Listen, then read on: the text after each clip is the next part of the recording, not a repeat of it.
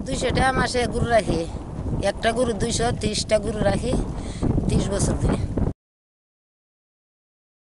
মহিলা 15-20 বছর ধরে গরু রাখে, আমরাও রাখি। মহিলা খুব গরিব, 30-40টা গরু রাখি আর কি।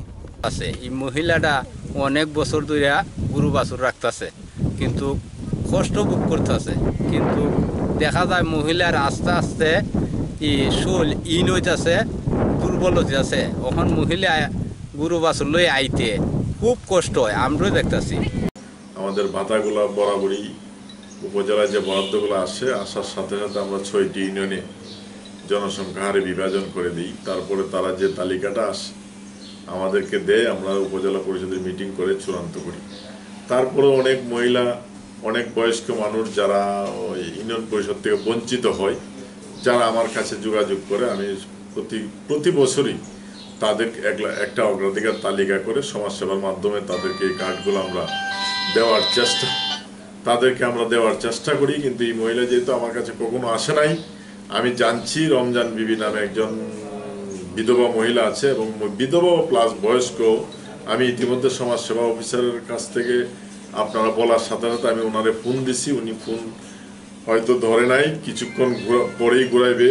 তবে আমার বিশ্বাস এই রমজান বিবি স্বামী ওয়াদ আলী নামে হয়তো কোনো বয়স্ক ভাতা বা বিধবা ভাতা থাকতে পারে। আমি এটা খোঁজ নিয়ে কিছুক্ষণের মধ্যেই আপনাদেরকে আমি জানানো।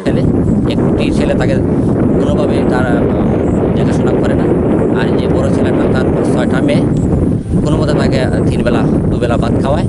তার কোনো বাড়ি সহায় সম্পত্তি নেই। এই মহিলা এই রোদের মধ্যে তুফানের মধ্যে মহিলাটা কিন্তু প্রায় 30 বছর যাবৎ তার এই গ্রামের গরু রাখা করে, তার মানে গরু রাখে সে তার দিন যাপন করছে।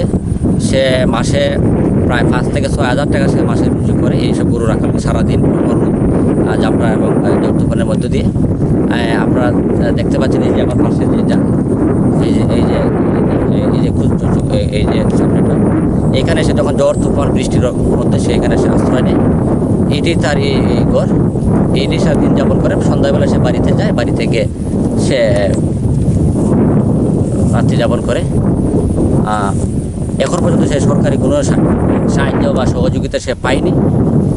সে আমাদের এই সাংবাদিকদের মাধ্যমে সেও আশা করছে যে সরকার তার যদি কোনো সহযোগিতা করে, তাহলে হয়তো বা তার স্বামী তাকে যে 1.5 শতক জায়গাটা রেখে গেছে, এখানে বাড়িঘর কোনো মতো সরকারি ব্যবস্থাপনা হয়, তাহলে সে কোনো মতো তার লাখাইরি মুরাকুরি প্রত্যন্ত অঞ্চলে সীমান্ত এলাকা থেকে শরীফ চৌধুরী, সম্পাদক হবিগঞ্জ নিউজ 24।